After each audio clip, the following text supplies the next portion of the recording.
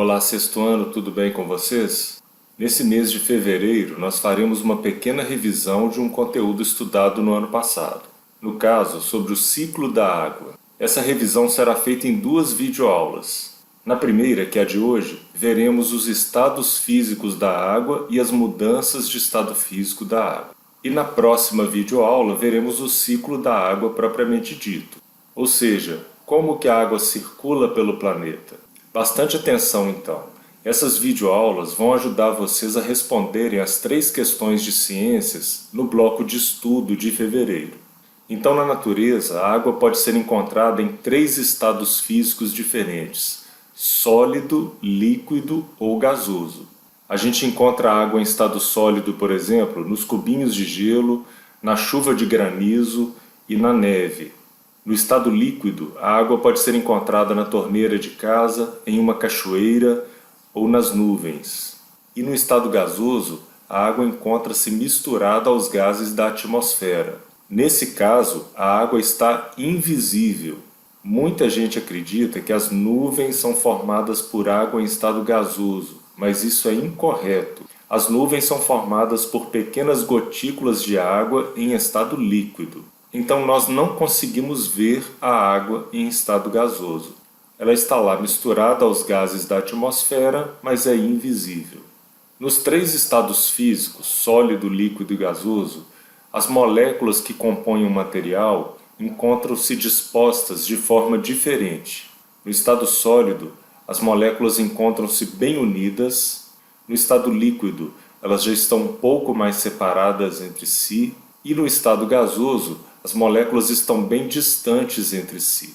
O que faz a distância entre as moléculas variar de um estado físico para outro é a quantidade de energia que a matéria possui, em forma de calor. Quanto mais calor é recebido por um material, mais distantes as moléculas ficam entre si. A água pode ser encontrada na natureza em 3 diferentes estados físicos, mas ela pode mudar de um estado físico para outro. Quando a água em estado sólido recebe calor, ela pode passar pelo processo de fusão e se tornar líquida. Quando a água em estado líquido recebe calor, ela pode passar por um processo chamado vaporização e passar para o estado gasoso. Quando a água em estado gasoso perde calor, ou seja, se resfria, ela pode voltar ao estado líquido num processo chamado condensação. E quando a água em estado líquido perde calor, ou seja, se resfria, ela pode voltar ao estado sólido num processo chamado solidificação. No caso da água, as mudanças de estado físico acontecem principalmente nas temperaturas de 0 graus centígrados e 100 graus centígrados. Se a água está na temperatura, por exemplo, de 40 graus centígrados, ou seja, maior que 0 e menor que 100, ela estará em estado líquido. Se essa água receber calor, quando a temperatura dela atingir os 100 graus centígrados, ela começa a passar para o estado gasoso.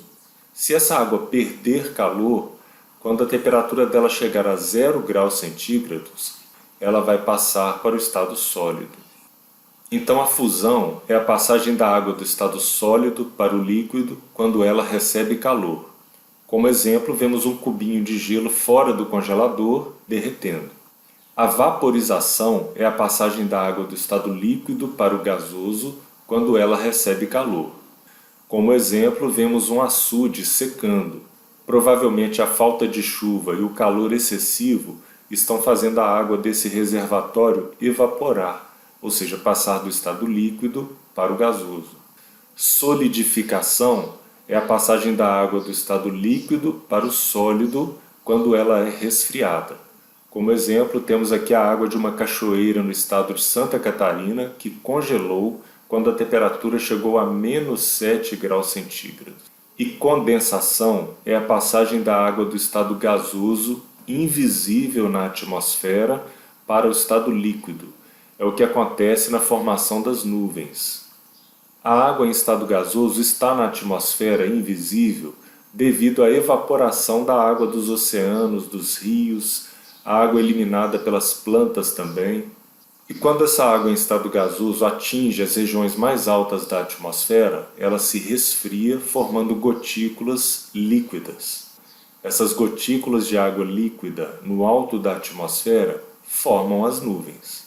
Quando a nuvem fica muito carregada de gotículas, elas vão se encontrando e formando gotículas cada vez maiores que não conseguem mais ficar suspensas no ar e caem em forma de chuva. Ok, pessoal? Espero que tenham entendido. Um abraço, até a próxima aula.